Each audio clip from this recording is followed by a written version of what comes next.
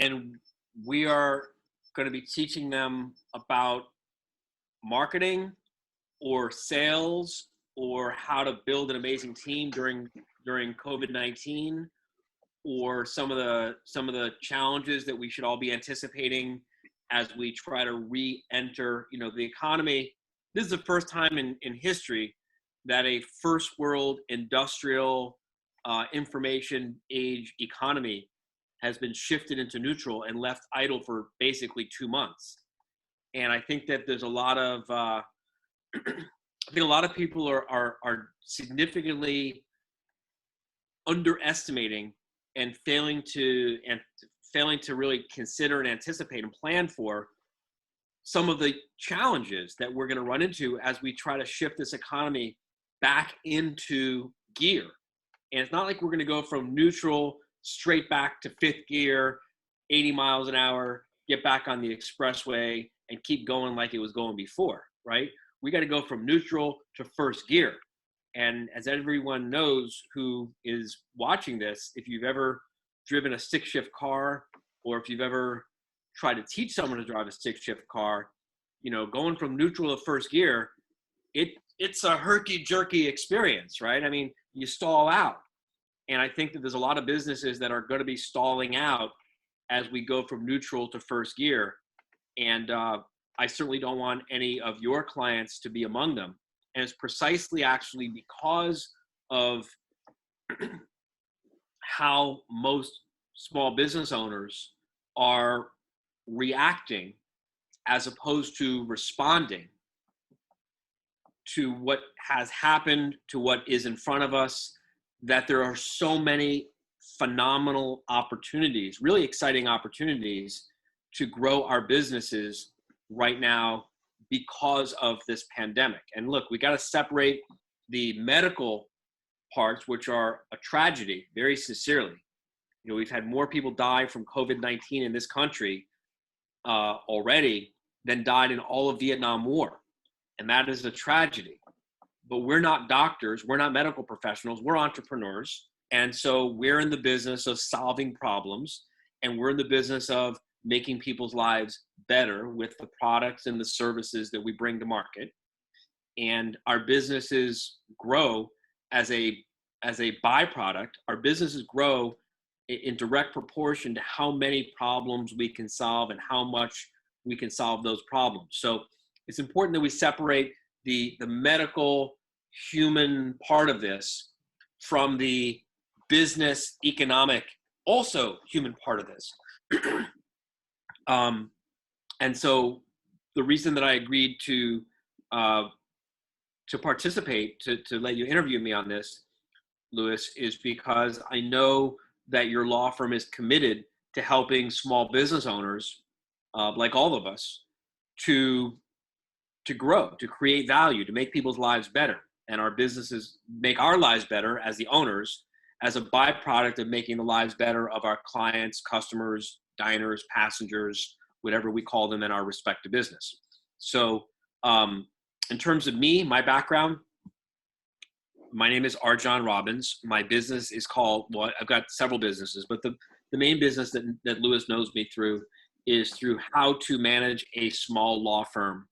And how to manage a small law firm, I also have how to manage a small business. And believe me when I tell you that how to manage a small law firm and how to manage a small business, it's almost exactly the same thing.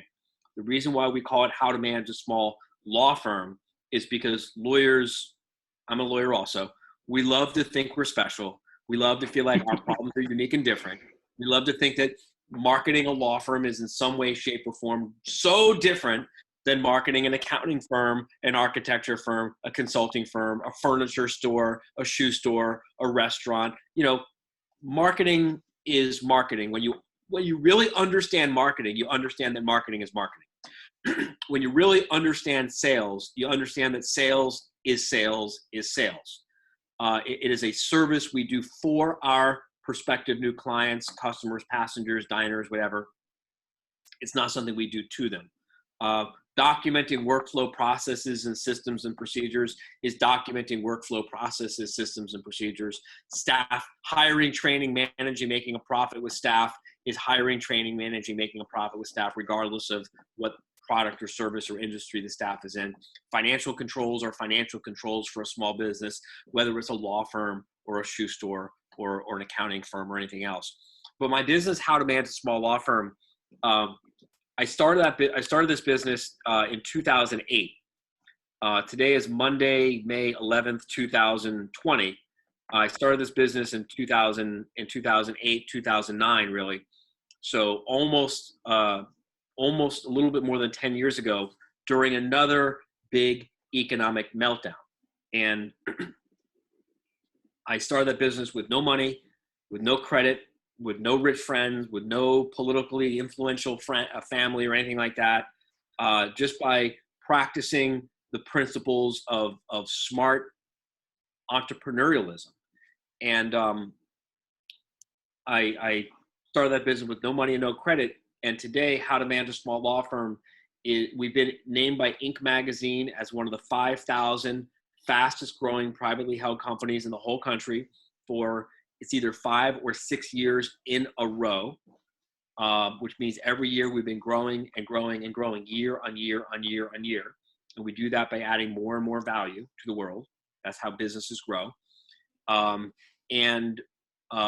put this in perspective, we currently employ more than 60 full-time employees with 401ks and health insurance and families and mortgages and kid tuitions and things like that.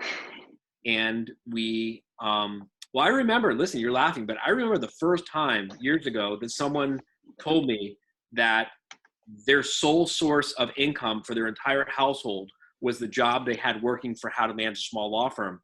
And it humbled me. I mean, it really humbled me to realize that this guy's, his mortgage, his vacations, his food, his grocery bill, taking his family out for dinner, to the extent that he had grown children, but to the extent that he helped some of his kids out with any of their expenses, it all came from the business that I created and ran, and the decisions that I made had consequences. And I take that very seriously. Last year, we grossed just under $15 million. This year, we were projected to gross just under $18 million. But because of COVID-19, we actually now had to revise our projections and think that we might actually under a little bit, $20 million, we think, for this year, 2020. So that'd be pretty cool, 20 for 20.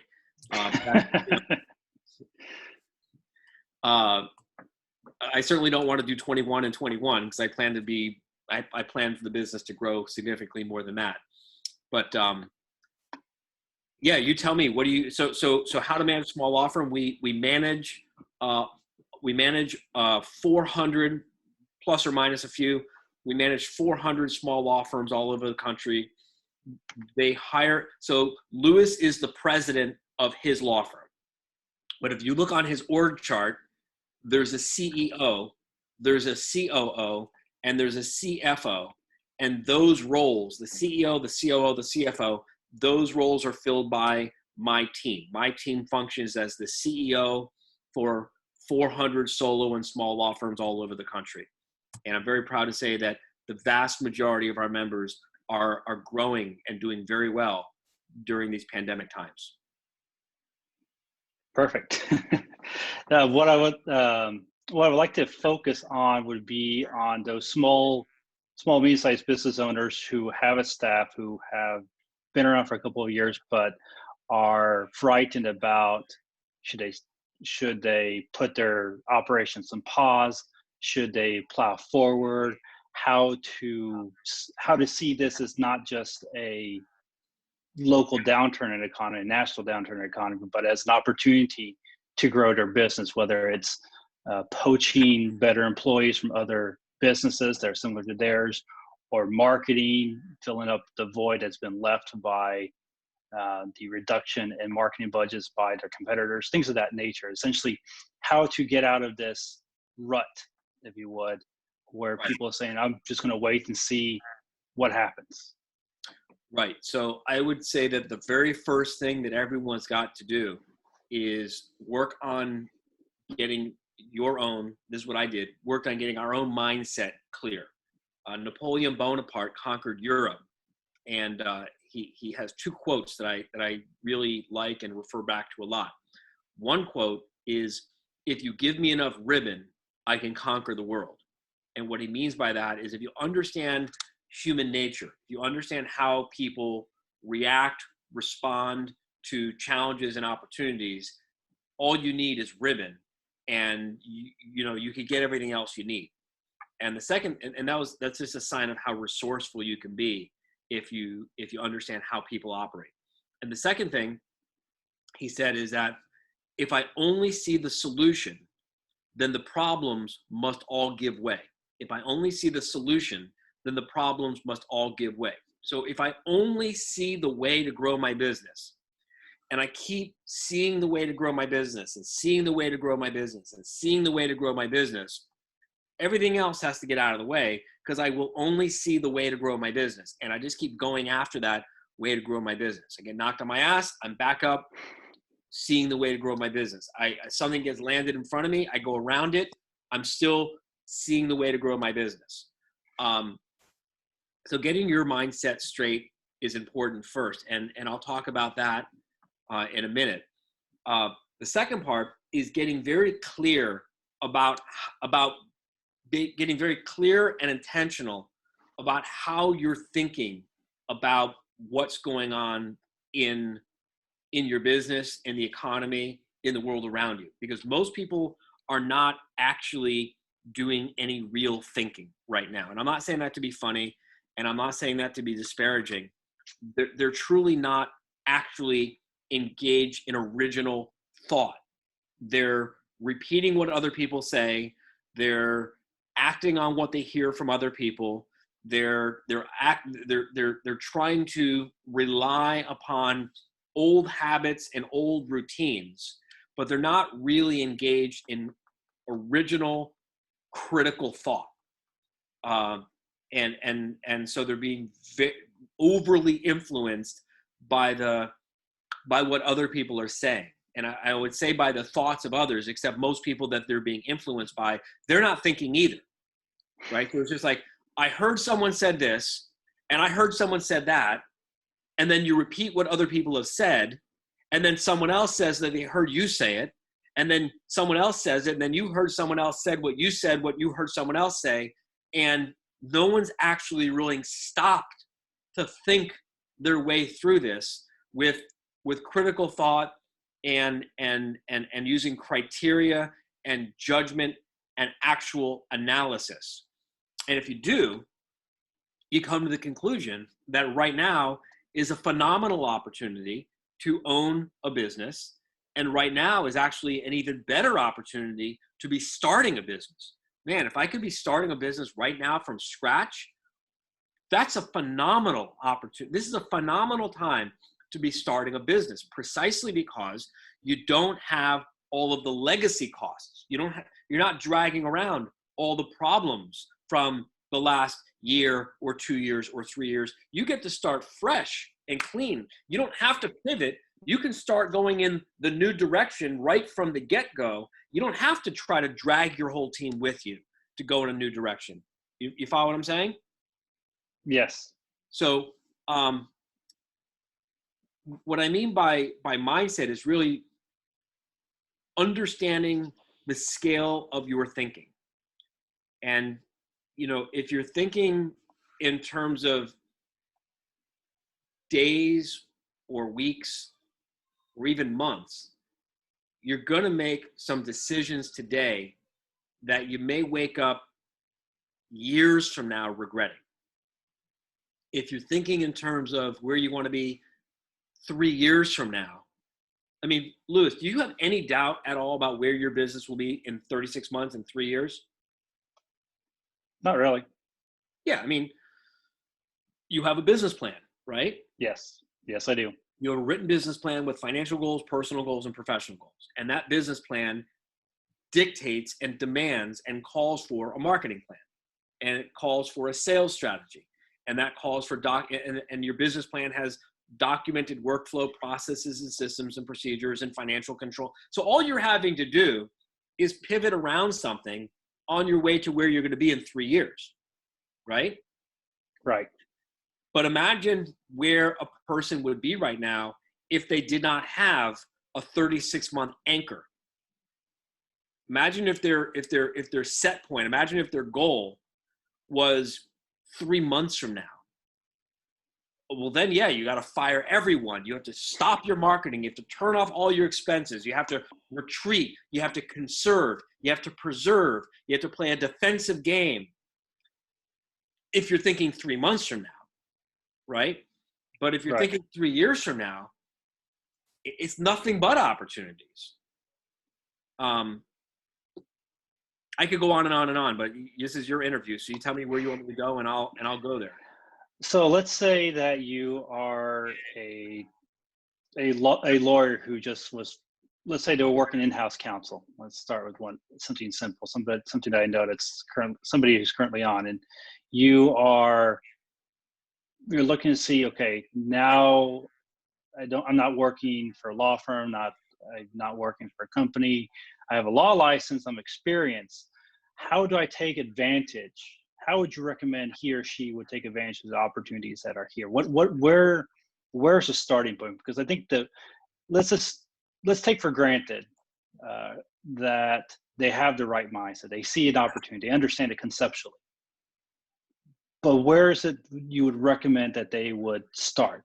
And this applies to really anybody who has been let go of their job, where they've been there for 1 year, 5 years, 10 years. Where is it that you would recommend or help them understand what opportunity is, rather than just if they already have the mindset that they see that there is opportunity despite everything that's happening?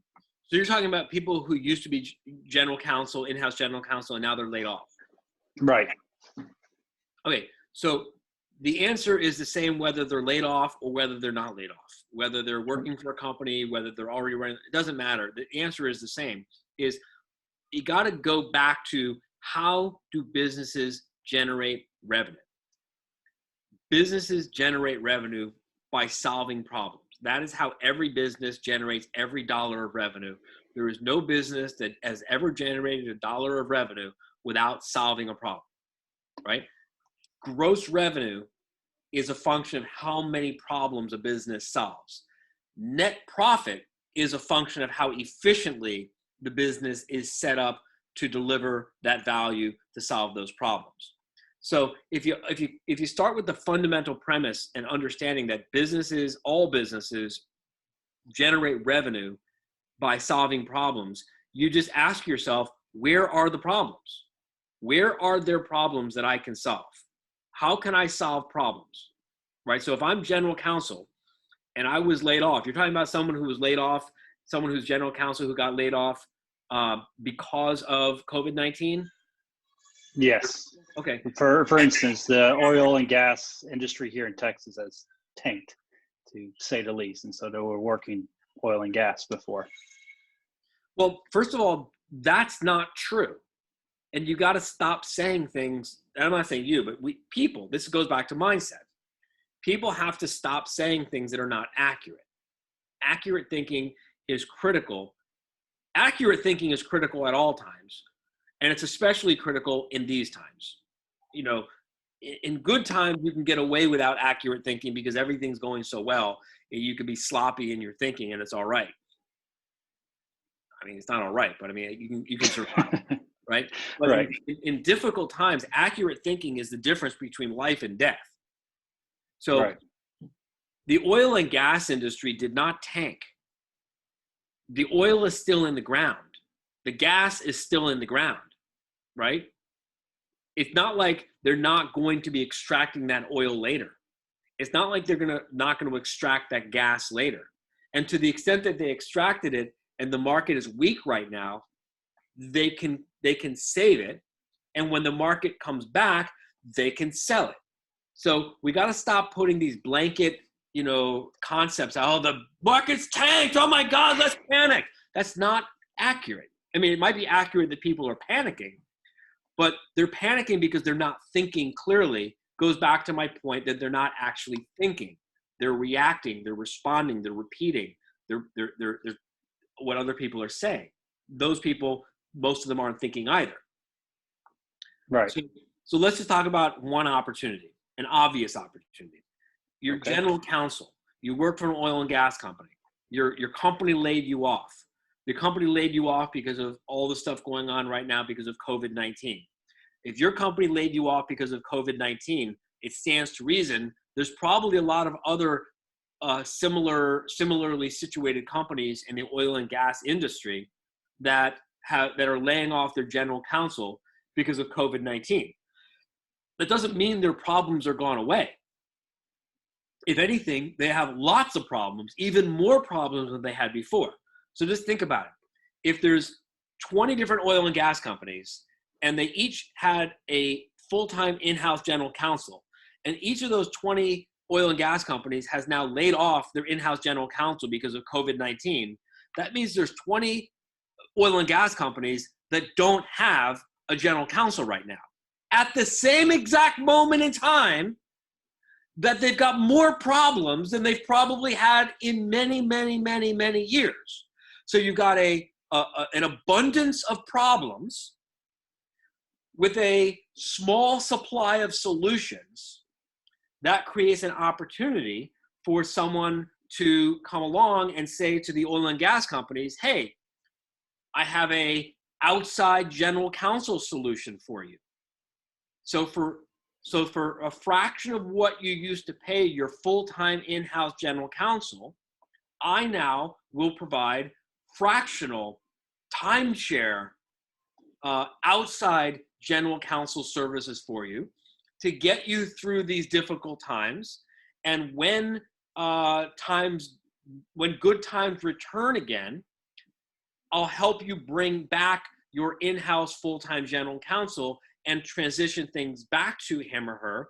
And if you're the least bit creative and resourceful and take initiative, in the 3 or 6 or 12 or 18 or 24 months that you get the privilege to be there as their outside fractional timeshare general counsel, you ought to find ways to make yourself invaluable. And if you can't, I mean, shame on you. Fair enough. Okay.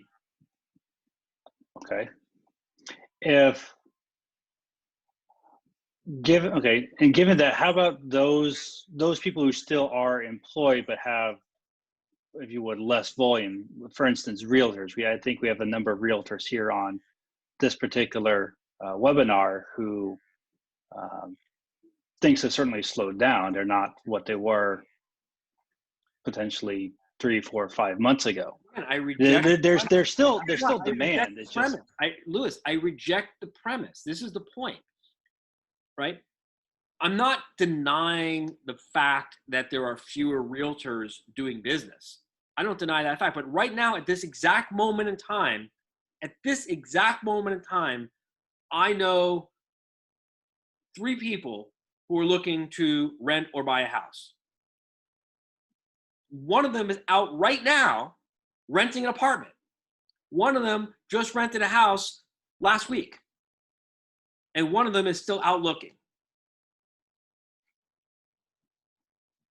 Well, the fact that, the fact that everyone's in lockdown, that doesn't mean they stop looking for new housing. That means they're looking for new housing in a unique and different way. If I was a realtor, we're talking residential, right? yes. If I was a residential realtor, I'd be all over Facebook and Zoom doing classes on what to look for in a house.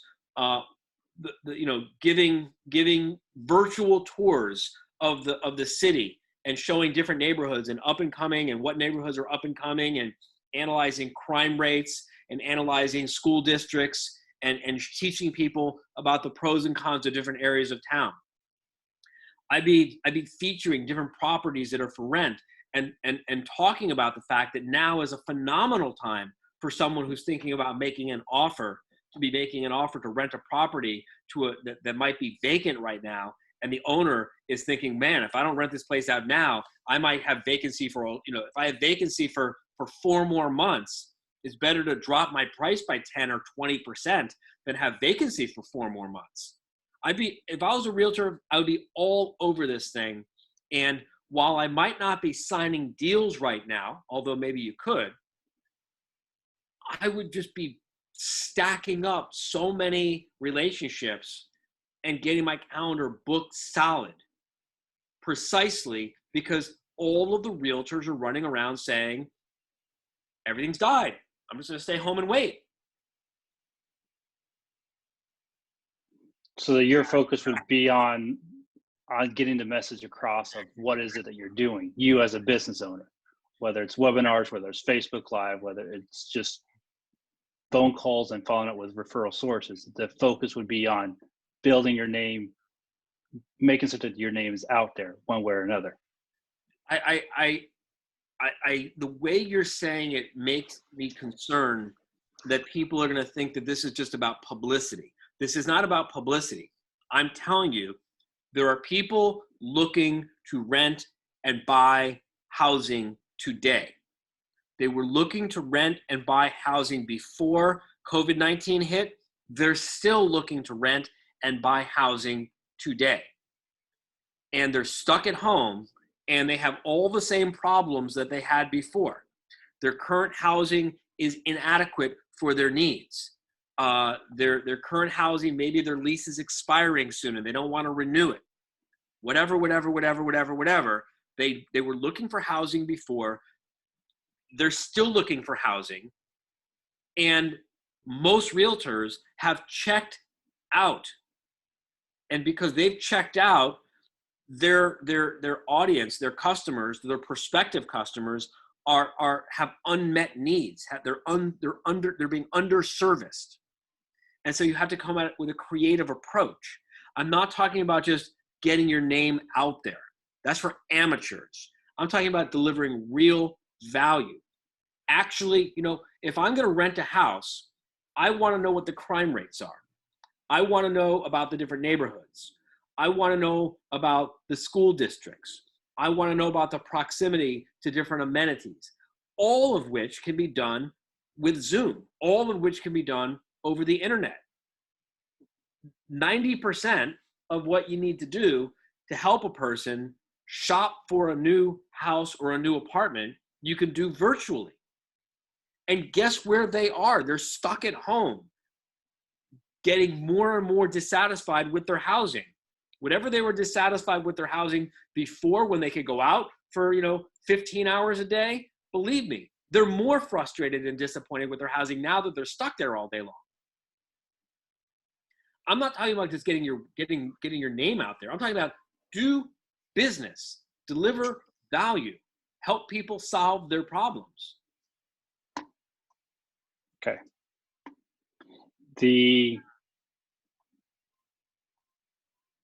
Where would you recommend that people, is it for purposes of creativity, which is something you just struck on, is there any type of mental exercises that you recommend to have creativity, or is it just something that people need to be able to sit down and focus on a piece of paper, working around to come up with creative new ways to deliver value to potential new clients?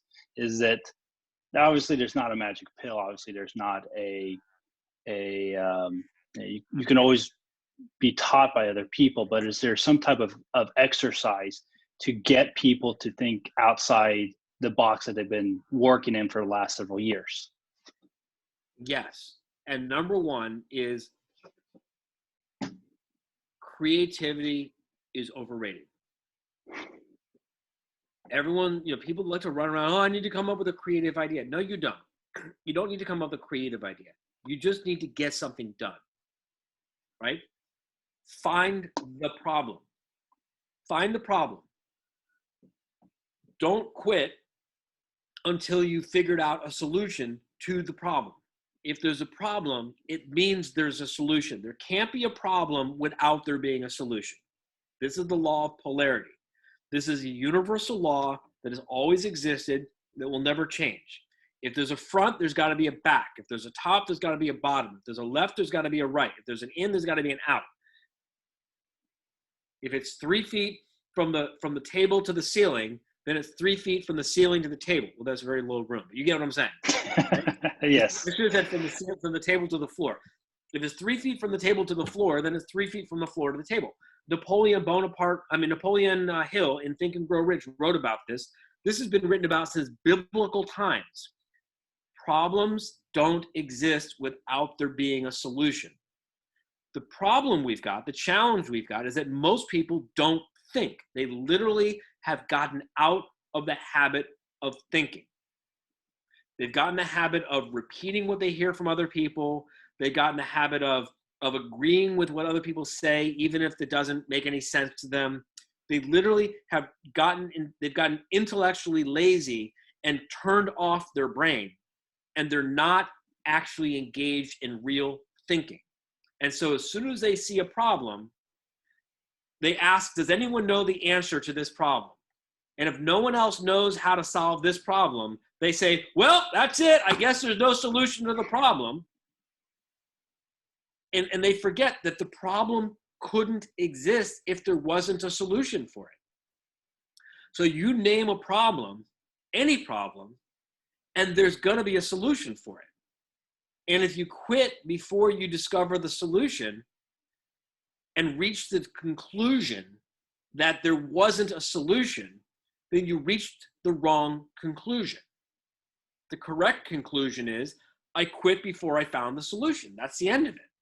I quit before I find solutions to problems all the time. There's nothing wrong with that. The problem is when the damage is done when a person quits before they find a solution to a problem and tell themselves that there isn't a solution, instead of owning up to the fact that you simply quit before you found the solution. Okay, fine. So forget creativity. Throw creativity out the window. You don't need to be creative. What you need to be is persistent. What you need to be is determined. What you need to be is unrelenting. What you need to be is committed. People who are committed people who are interested in finding solutions to problems, they do what's convenient.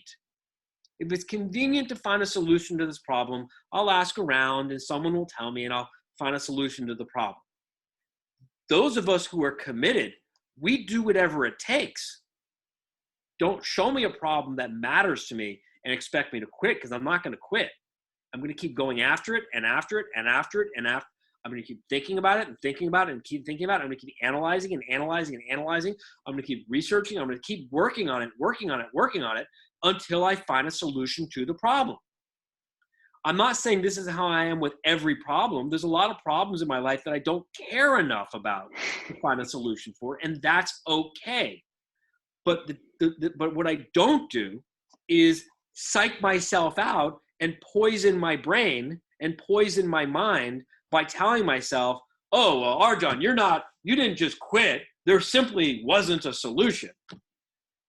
No, I don't do that. I acknowledge. I just don't care enough to find a solution. No big deal. I'll live with it. What are some of the solutions that you've seen for either law firms or some of the small businesses? Since you said you have how to manage a small business, what are some of the creative things that you've seen people go out there and do, as an example for those in attendance who may understand it conceptually, but have a hard time wrapping around the idea of actually applying the principles that you're discussing? You're looking for creative solutions? Yes. Again, I just don't think these are, I don't see a whole lot of terribly creative solutions. I do see a whole lot of people growing their businesses dramatically without needing to resort to creative solutions. You don't need a creative solution. I'm telling you, if there's anyone watching this and you're sitting there stuck because you're waiting for some sort of inspired creative solution, get off your ass and just start finding solutions. Don't worry if they're creative or not. When they work, the world will say, oh, you came up with this great creative solution. No, I didn't. I just found a solution. Just find solutions. Don't worry if they're creative or not. Creative is, let the rest of the world label it a creative solution later, after the fact. Right now, just go find solutions for problems that your clients, your customers, your patients, your passengers, your diners, find solutions, find the problem they're having, and then say, how can I solve this problem? And keep trying and trying and trying and trying and trying and trying and trying. Keep putting it together different ways. Keep coming at it from different angles.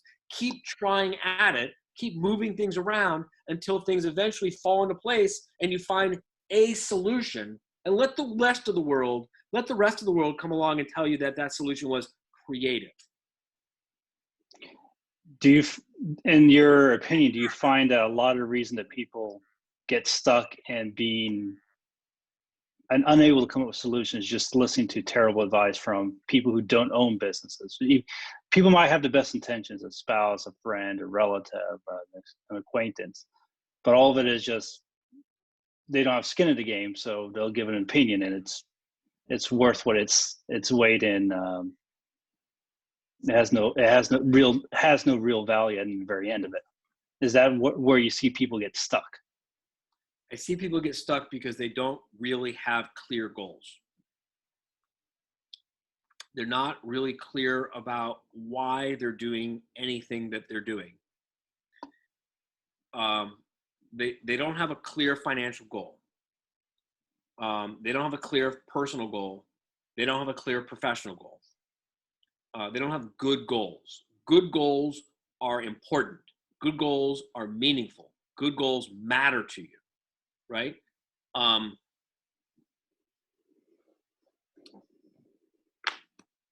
Give me an example of something that one of your goals. And let's talk about something. Let's talk about something we can measure with money. Not that money is the most important goal. It's not. Neither is most of the stuff that money buys. But most of the things that are more important to us are affected by money, right? Our children, right. Our time with our children, the education of our children, blah, blah, blah, blah, all that great stuff. But let's talk about something simple. What's something that really matters to you? Something that really excites you? A car, a boat, a house, a vacation, something that really could get you excited. One of my goals is to build the firm to the point where it can be self-sufficient and I can work abroad. Stop. That's not a goal. That's not a goal. Okay. That's a tool that you might need in order to achieve the goal. What's the goal? What's the real goal? Self-sufficiency for the firm. No. What's the real goal?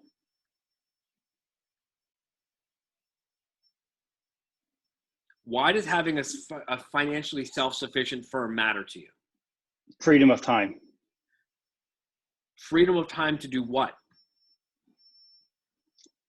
To live abroad with my family. Okay, so the goal is to live abroad with your family. Right. Okay, why does that matter to you? Because I want my children to perfect their Spanish. Okay, so your goal is, do you have to live abroad in order for your children to perfect their Spanish? Why can't they perfect their Spanish in this country? I think that a study, in my opinion, having gone through it, study abroad programs provide the best tool for people to learn a second language. Okay, so now you're talking about sending your kids to do study abroad programs. You're not talking about you living abroad. I would prefer to live with them, take them to school, be there with them, work on my own Spanish while they work on theirs. All right, what country are you going to? Probably Peru or Spain. Well, you're not going to be able to tell me what city. You're not going to be able to show me the house. You're not going to be able to show me the school. This is precisely what I mean. Okay. Right? This is a goal that lacks clarity and lacks specificity. Right. And this is why it's okay. I'll achieve it or I won't achieve it. It's convenient. Oh, this is too hard. A goal that has real specificity, it's like a burning desire. You understand what I'm saying? I understand what you're saying. So is it going to be Peru or is it going to be, what's the other country you said? Spain. Okay. Well, Peru and Spain are two radically different choices. The fact that you're thinking Peru or Spain tells me that this particular goal is more in the realm of a daydream. Why? Well, Spain requires you to live 5 or 6 hours ahead of your office in Houston. You're in Houston, right? That's correct. Peru, you get to be in the same time zone. Correct. Spain requires, a 9 or 10 hour flight. Peru, you could wake up in the morning, have an emergency, be in your office by the afternoon, and probably home the next day for lunch. Spain, your kids are going to grow up speaking with a lisp. Peru, they're going to grow up speaking a very, very different kind of Spanish. Spain, your kids are going to grow up with a European flair. Peru has a very Central South American culture, which is going to affect your kids in dramatically different ways than Spain. Neither of these is better. Neither of these is worse. But the fact that it's like saying, I'm thinking about getting either a Ferrari or a minivan. Right. My goal is to get either a Ferrari or a minivan. Now, I know that you run a successful law firm, and I know you help a lot of people, and I know your clients benefit dramatically from the work that you do for them. So I know that when it comes to the business, you've got very good goals. You've got very clear financial goals and personal goals and professional goals. And I know that, you're really good at helping your clients to determine their goals in terms of what they're trying to accomplish with their business, so that your law firm can help them achieve these outcomes and achieve these objectives. But in this one particular area of your life, and remember I said to you, none of us are perfect in every area of our life, right? But in this one particular area of your life, I'm going to call bullshit on this. Fair enough. But I want you to understand, if that was a really burning desire, clear goal, if you could see it, smell it, taste it, touch it, if you could go online and look at the houses in the neighborhood and narrow down which house you're going to rent in the neighborhood for that school. If you can if you're online looking at the curriculum of the school, if you're holding the brochure of the school in your hand and talking with your family about what life's going to be like, and which church are we going to go to, and what soccer games are we going to go to, and what restaurants are we going to go to in that neighborhood, and it becomes real for you, then that goal will happen for you. I'm telling you, you will make that happen for yourself in 18, 24 months, 36 at the most. But until it becomes that real, it's not going to be a helpful goal. It's just a daydream. Right. And this is the point that I'm making, is people are walking around with daydreams, not real, clear, precise goals. Because if it's a real, clear, precise goal that's meaningful to you, that matters to you, that you've got a burning desire for, there's a consequence in your life if you don't achieve it, then you don't quit until you find the solution. As long as it's just it'd be nice. As soon as it gets a little tough, you stop looking for the solution, you wander off and get distracted by something else. Not just you, anyway. Well, fair enough. That's a very fair statement. Okay. All right. And I know I only have you down for an hour. I guess the last question that I want to ask you, do you mind if sticking around for a Q&A? No, happy. Okay. What would be the one advice? Spain or Peru. What'd you say? Teresa said she's going to move with you, Louis, but she doesn't know if she's moving to Spain or Peru. Well, I've studied abroad in Spain as in college, and I visited Peru last year. So I would. Are we running with the bulls, or are we living with the Incas? I mean, it's a whole different world. Running with the bulls is fun, RJon. It's almost as fun as driving a tank in Texas. Well, too bad, Teresa, because it's going to Spain. Fair enough. All right. So I guess my last question to you is, do you see once everything, will there be a return back to what life was like before? Or do you believe that this is a paradigm shift, what's currently going on, and how, and people should be treating their business as such? I believe there's going to be a paradigm shift, but I think it's going to be much more gradual than most people think when they hear the term paradigm shift. To use an analogy, like a 6-shift car. Okay. I think right now the economy is in neutral. I think there's going to be some pretty dramatic adjustments as we move, as we try to shift back into first gear. I think a lot of businesses are going to stall out.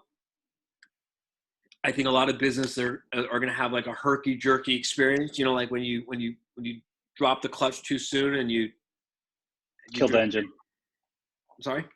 Kill the engine.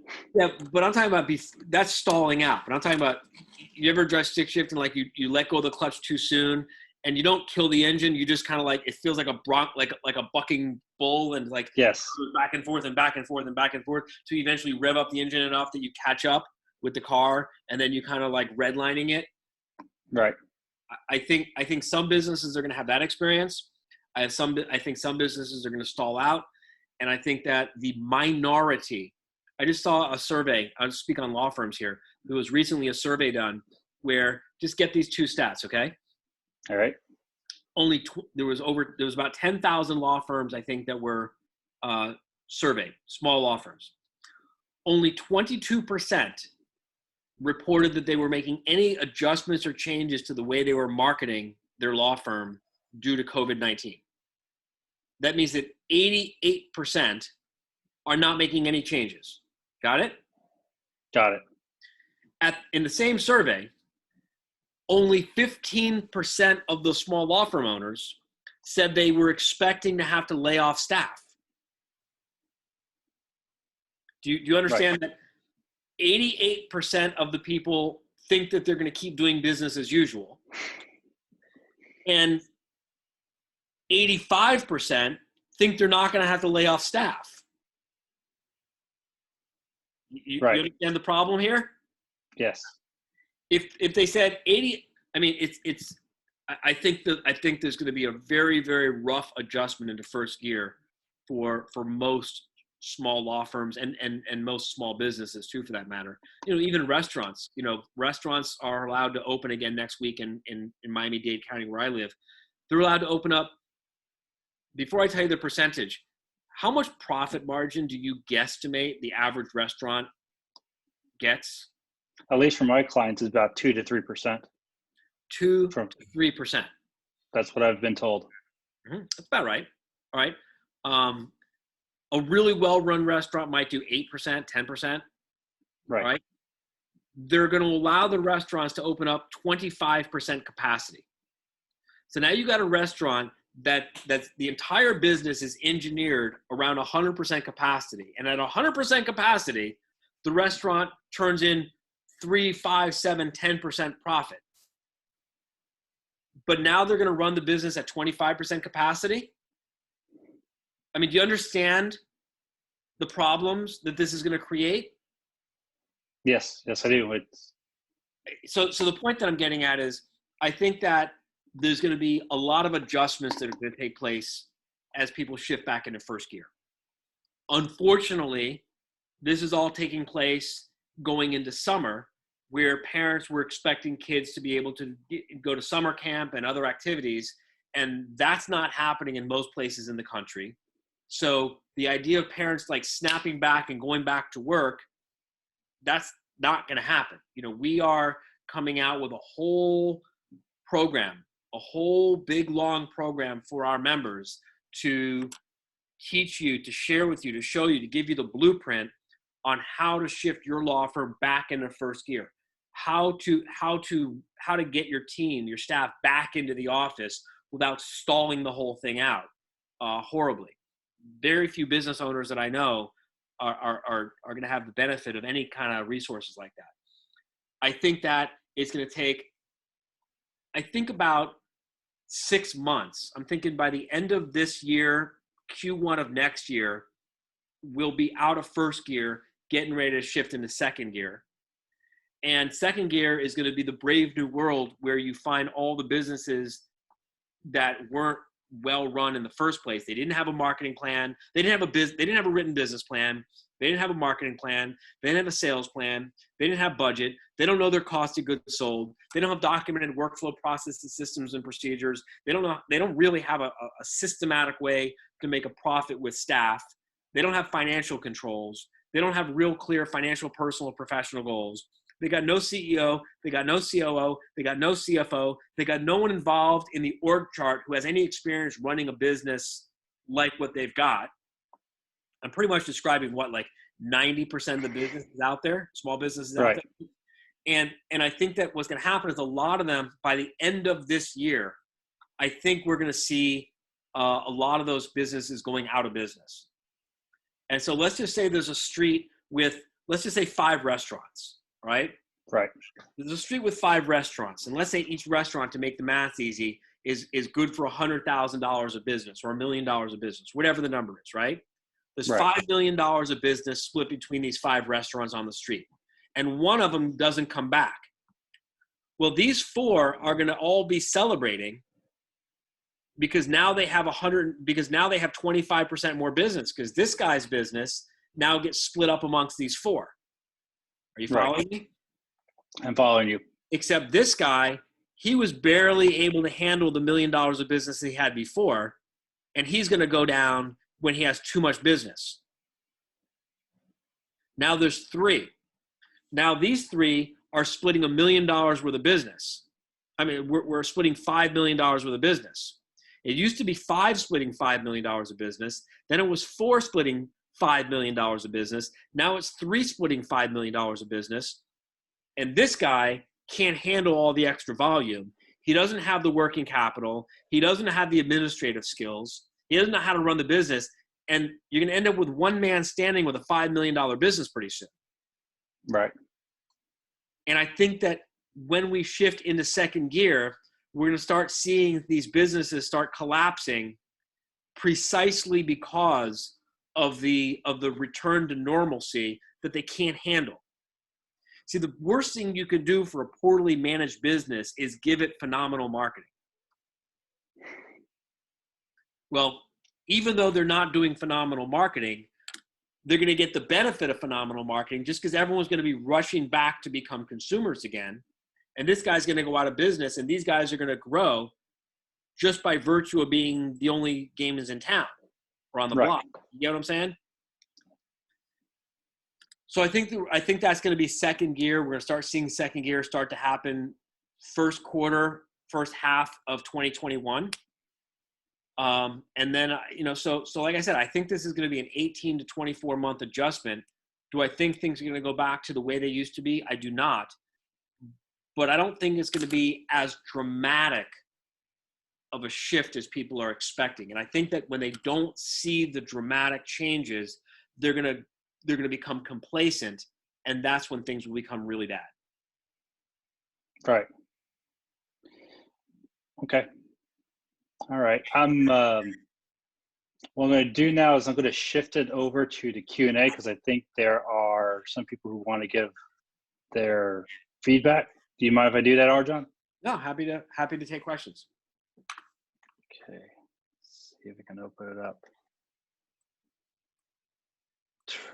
Teresa, I saw that you put on a question on the Zoom chat. Can you put on the Q&A? Would you want them to raise their hand, or do you want to do the questions by chat? Raise them by hand. I'm learning how to do this as I'm going along. So if you go under more, everyone, if you go under more, or go under participants, and then under participants, you'll be able to see a thing where you can raise your hand. There it is. Teresa's got her hand up. Okay. So now, Louis, you just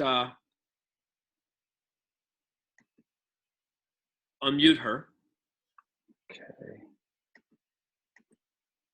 Let's see. Teresa? Let's see if I can get it working. Teresa, can you hear me?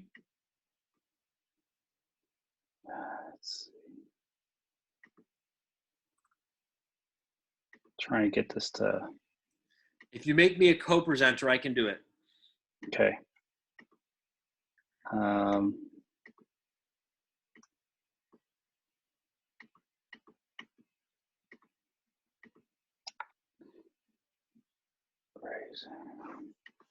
trying to figure out, how do I make you a co-presenter, RJon? You see under panelists? I see panelists. See under more?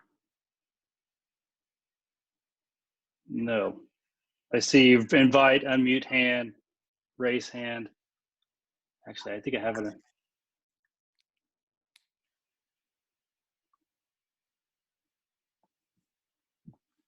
see here.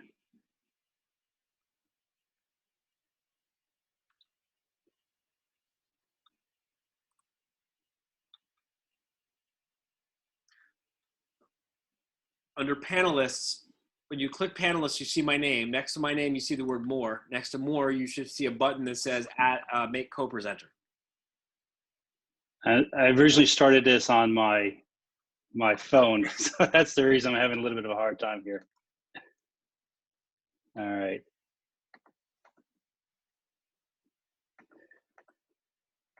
Sorry, everybody. So why can't I get this to work? Because I'm bad at technology. Okay.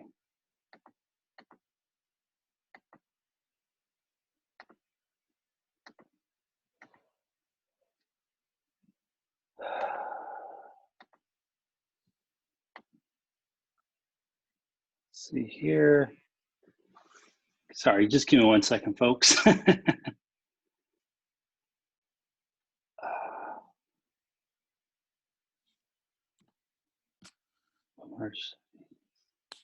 Okay, I'm just going to respond. I'm going to just, while I'm trying to figure this out, I'm going to just say what Teresa was saying. And she was remarking that it would take too long for businesses to hold on before things shift from where it is now to first gear to second gear. Is that right, Teresa? I mean, that's a statement. That's not a question. So what's your question, Teresa? Or do you have one? Under participants. Right. Give everyone the chance, just for under participants, just let everyone take themselves off of mute. Okay.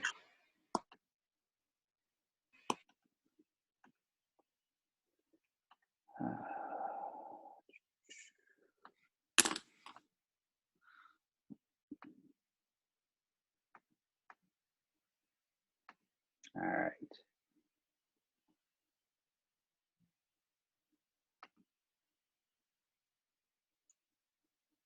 Okay, Teresa, I got your response, but what's your question? Shoot.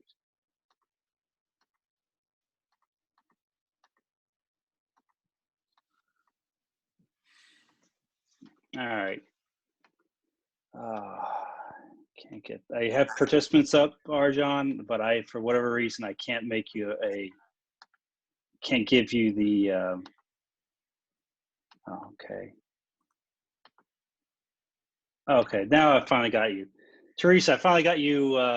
You can talk now. If you want to unmute yourself. And RJon, I'm making you the host, or I think it might be easier that way since I seem to be screwed up. Just click on your name. Click on my name. Okay. The host now. I'm the host? I made you the host, RJon. Right, great. So Teresa, what was your question? She left. All right. All right.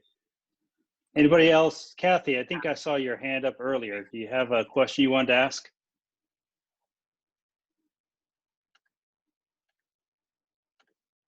Kathy? All right. I guess everybody, I guess people got cold. Oh. Laura's got a question. Hi, Laura. Laura, you need to take your microphone off.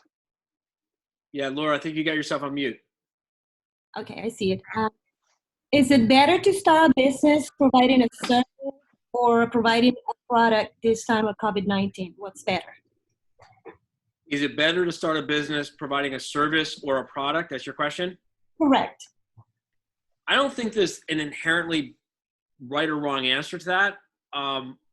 What business are you thinking to start? I have a furniture place. We are currently closed.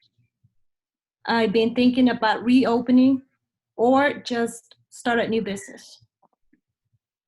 Listen, service businesses don't require, as a general rule, for the most part, usually, service businesses require less working capital than product businesses, right? So you can start a service business usually with a lot less working capital than a product business. Because if it's a product business, you either need raw materials and then you need to manufacture and then you need to store, or you need to purchase and warehouse and then sell. A Right. service business, on the other hand, you've got no inventory and you don't have to make anything. Right. I've been thinking about Louis' problem. He is saying that he wants his kids to learn Spanish.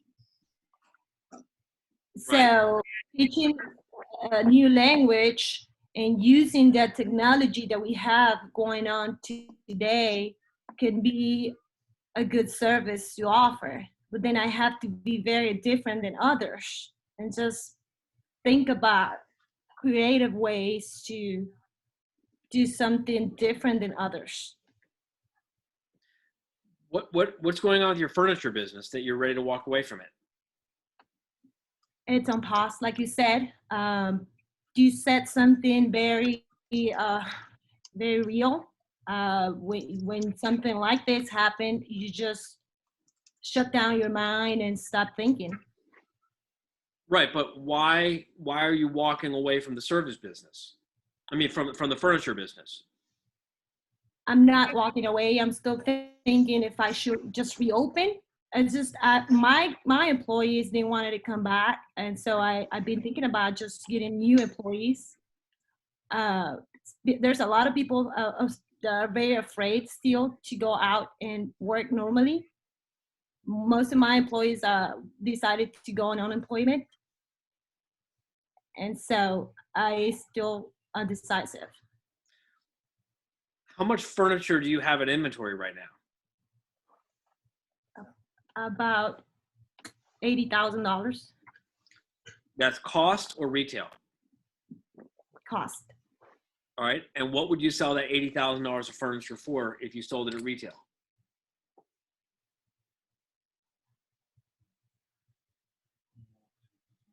About $3,000. I'm sorry, how much? I mean, I'm sorry, 300,000. So I will sell it 3 times. All right. So you have $160,000 of gross profit available. Correct. All right. So out of that $160,000 of gross profit available, how much do you figure you will put in your own pocket?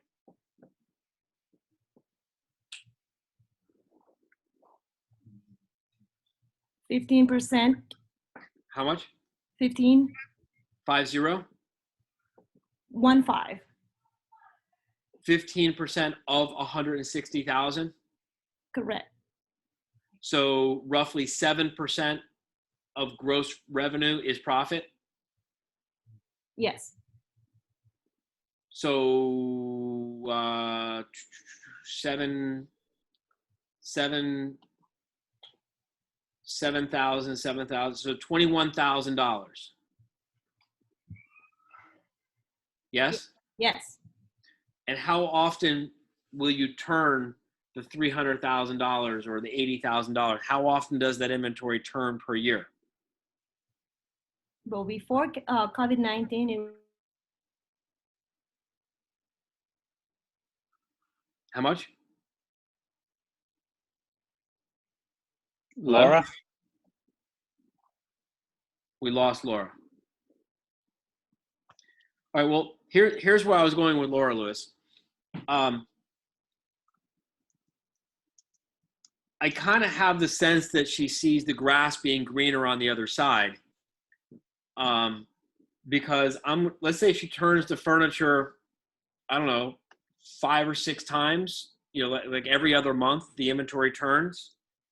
That means that she's going to be doing 100 to 125,000. That means she can take $100 to $125,000 a year of income out of the furniture business. It seems to me like maybe, and I didn't quite hear the whole story, and I apologize because she got cut off before I could ask more questions. So I could be completely way off on this, but I kind of got the sense that maybe she's a little frustrated or aggravated or disappointed that her employees are not more enthusiastic and team players and involved, because, you could be selling furniture right now while all the other furniture stores are closed. We didn't talk about whether she has residential furniture or patio furniture or outdoor furniture.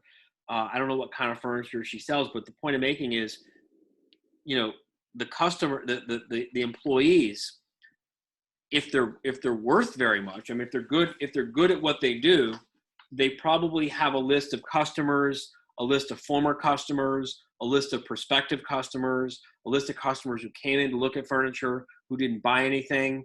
And they could be working the phones and saying, hey, we have a COVID-19 special, better prices, free delivery, we'll take your old furniture away for free, take your own furniture away and donate it to a worthy cause to help COVID-19, stuff like that. They could be lining those customers up. And, the delivery could be taking place, we're going to deliver the furniture to your house and we're going to be wearing masks, and we ask that you wear masks to take safety precautions. The point I'm trying to make is you can sell furniture, or at least you can get people like, hey, okay, I'm gonna take a picture of this couch and show you the measurements of this couch, and I'll reserve this couch for you so that when we come out of lockdown, we can have appointments booked for people to come and get furniture. Because think about, why does someone buy furniture? Why does someone buy a mattress? Why does someone buy a chair? Why does someone buy a sofa?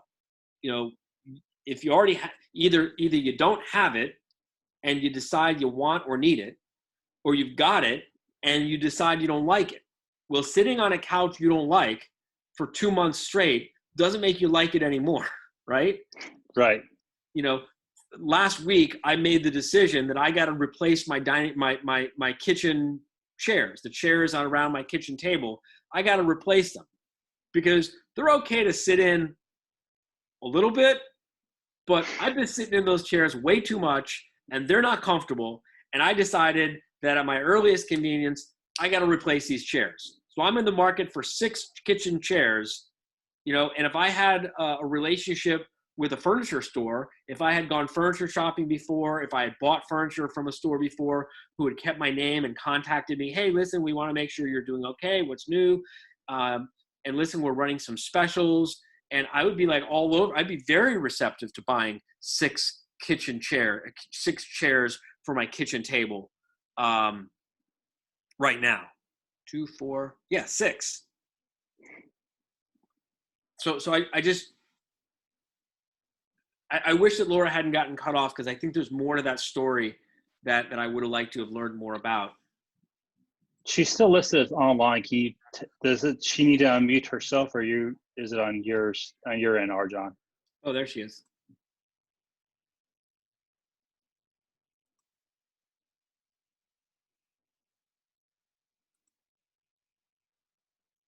Laura, try to unmuting yourself.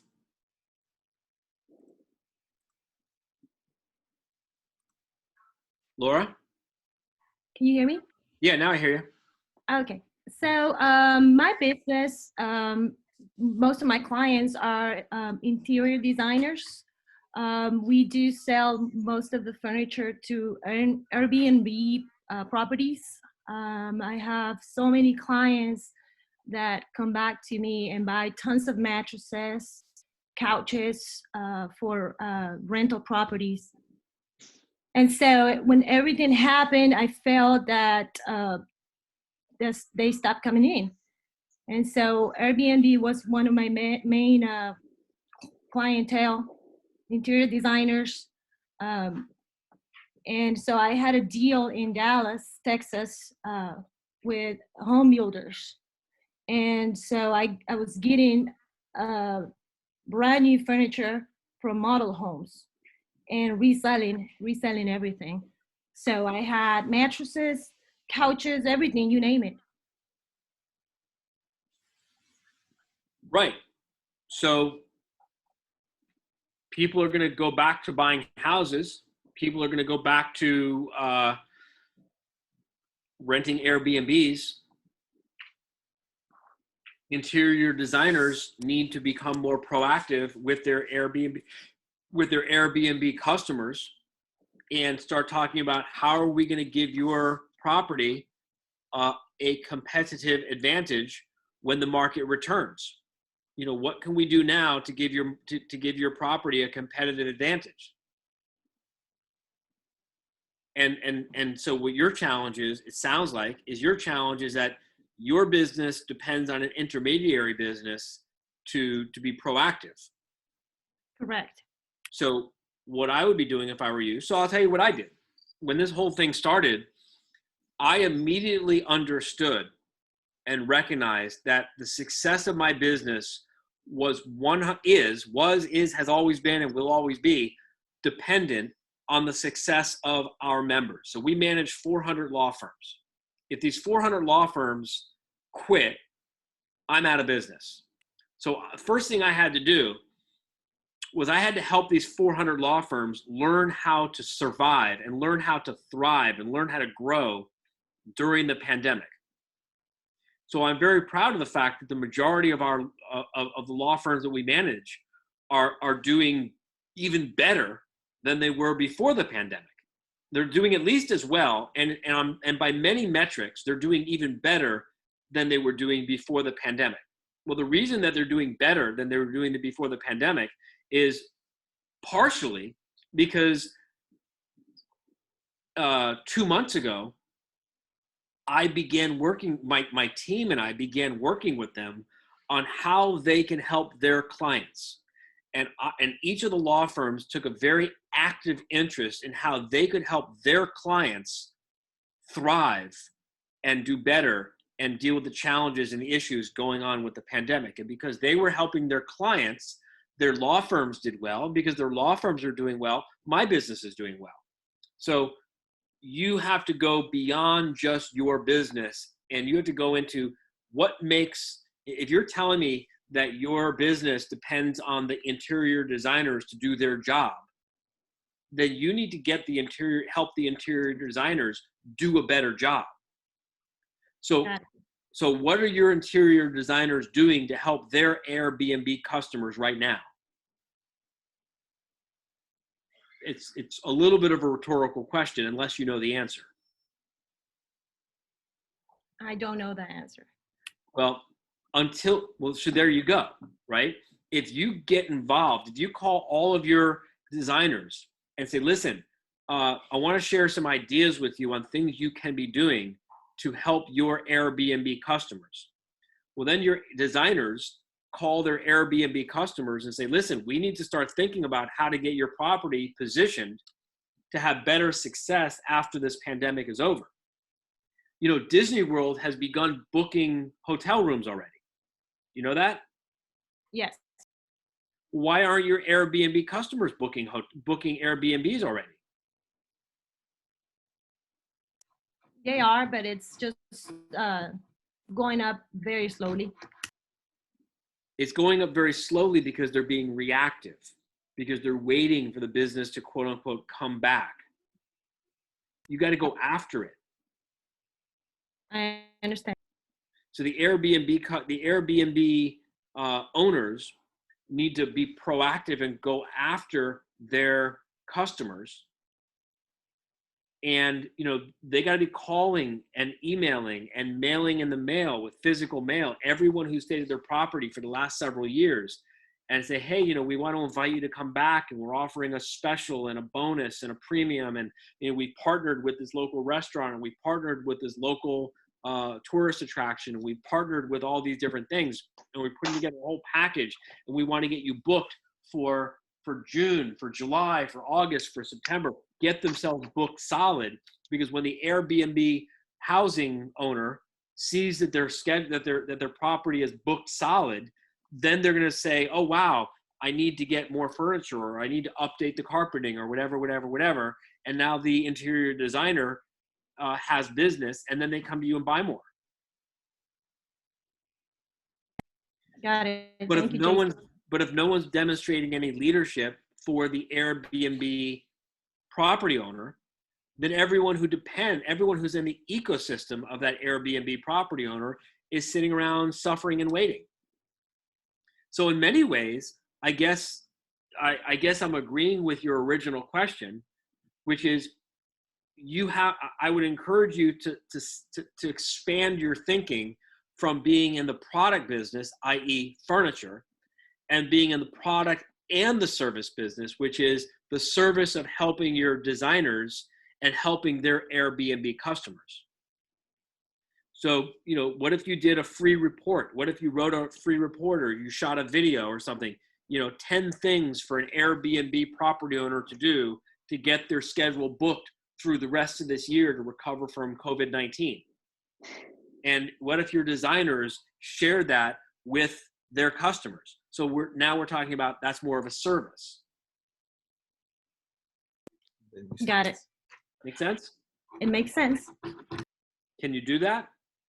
Yes, sir. Yes, she's on mute. Okay. Louis? Nope. I'm good to go. I don't know if anybody else has a question. All right. Will you share this recording with me, please? Yes, I will. As soon as it's downloads, I'll share it to you via Dropbox or whatever method you prefer. All right, who are you going to share these recordings with? I'm going to put it on my YouTube channel and on my Facebook and market it towards people who are scared about continue moving forward with their business during the COVID-19 These are pandemic. your current clients, former clients, or prospective clients, or what? Current clients mainly. Current clients. Well, then let me just say something on your behalf that I would want to know if I were one of your current clients. Okay? Okay. As an entrepreneur, as a business owner myself, I own several different businesses, and we have an outside general counsel, similar to like what the service that Louis provides. We have someone here in Miami who provides similar legal advisory services for us, business law. All things being equal, I'd like to suggest that when you're considering what lawyer or what law firm to hire, you want to be working with a law firm that's being run like a real business, and not just settle for a law firm that's being run by a great lawyer. So Louis is a very qualified, he's a great lawyer, and also he is himself an entrepreneur and a business owner. So if you run a business and you know that every business should have a written business plan, and every business should have a marketing plan, and every business should have a sales strategy, and every business should have documented workflow processes and procedures, and every business should have job descriptions for employees, and every business should have a budget and cash flow projections and financial controls. And if you agree that that's the way to run a successful business, you ought to expect nothing less from the business law firm that you're counting on for advice, because you're looking for more than just legal advice. You're looking for counsel. You're looking for guidance. You're looking for a sounding board. You're looking for a lawyer who knows what it's like to make payroll, who knows what it's like to run a business, not just the practice of law. So that's just, Louis didn't know that I was going to say that. He didn't ask me to say that. And I'm just putting that out there for any business owner who, Louis, you're sharing this with. I would encourage them to factor that into their criteria when deciding what law firm to hire to guide and advise them on their legal and business matters. Thank you, RJon. I appreciate that. You're welcome. All right, I'm going to end the meeting. I got to go. All right, take care. Bye-bye.